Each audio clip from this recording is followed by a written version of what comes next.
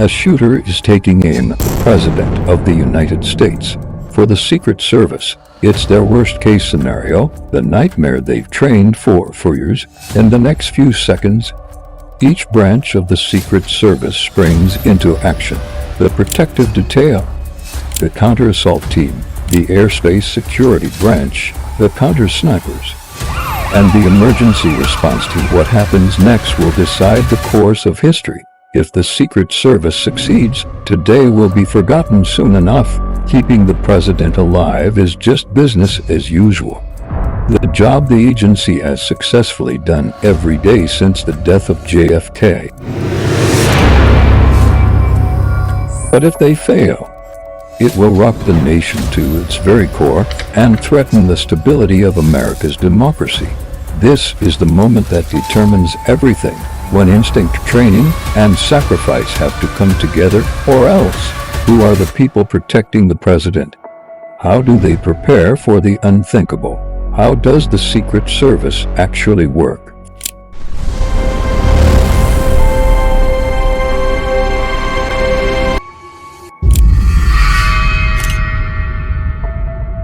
Fort Worth, Texas.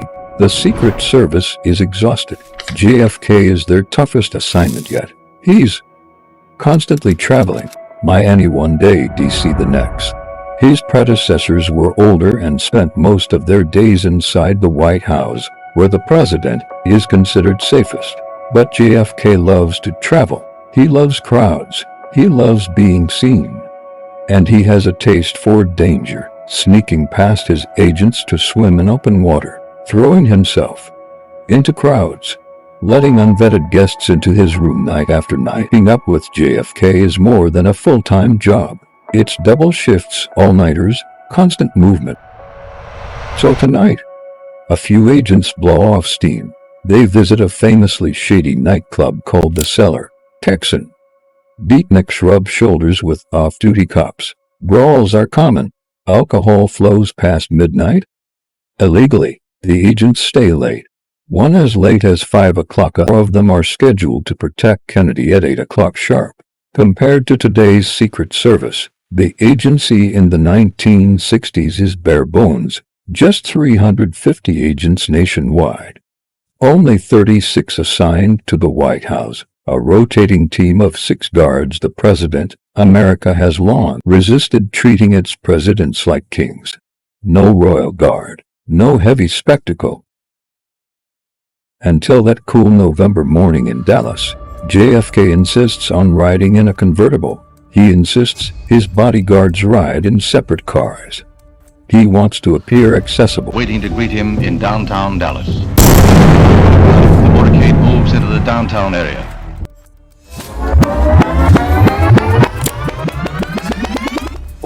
Thousands gather in downtown Dallas. At 1:25, the motorcade moves through the city at just 11 miles per hour. The route was published in newspapers. Buildings were not inspected. Clint Hill is assigned to protect Jackie Kennedy. Normally, he stays close. But today he's honoring JFK's request for space. Hill left the nightclub at 2:45 a.m. Now, he is the first agent to recognize the sound.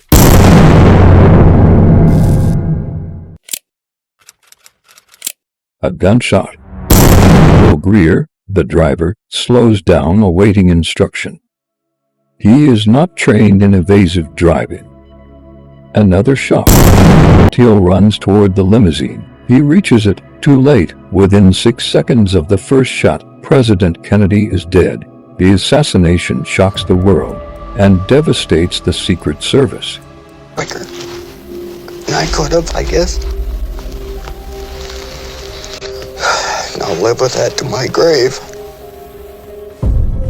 But JFK was not the first president killed in office. 1865, 1881, 1901. Now, America is a superpower. The president is the most powerful person on earth. Threats are multiplying.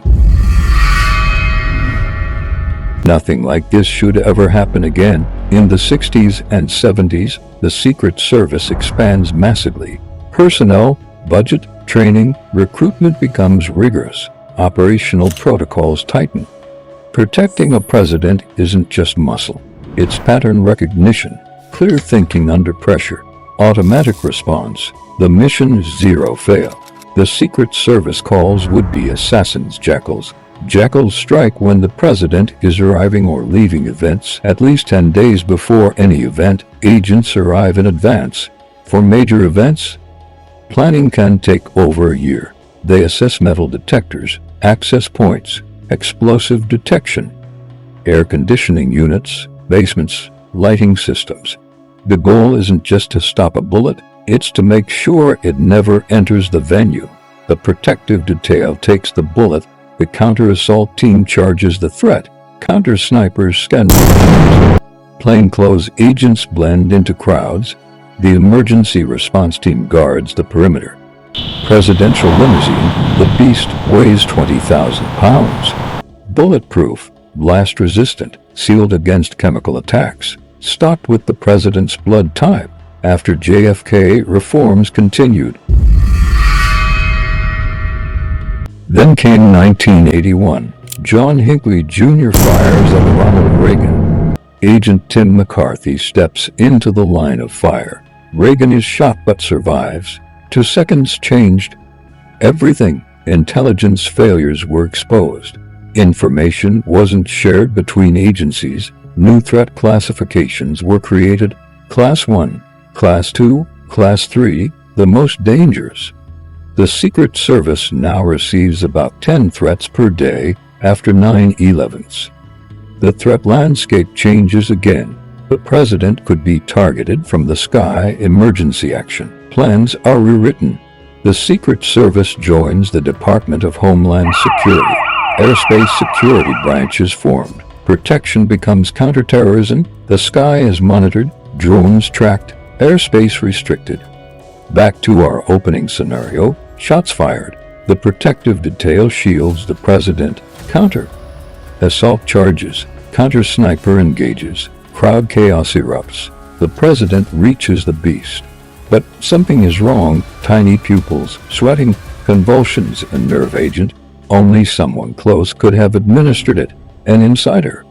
Hammer, the hazardous agent mitigation and medical emergency response team intervenes.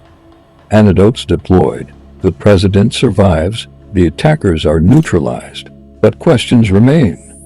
How did an insider infiltrate? Has vetting weakened? Has morale dropped? In recent decades, scandals have strained the agency. Low pay, high turnover, exhaustion. Yet the record stands. No president assassinated since 1963. But close calls remain. In Butler, Pennsylvania, 2024. Donald Trump narrowly survives an assassination attempt. Questions erupt. How did a gunman gain a clear line of sight? 6 agents suspended. The director steps down. The Secret Service faces scrutiny once again. And yet, most failures are the ones that never happen. The shots never fired. The plots stopped quietly. The threats handled discreetly. Maybe that's the real secret of the Secret Service. All the times history almost changed, and didn't.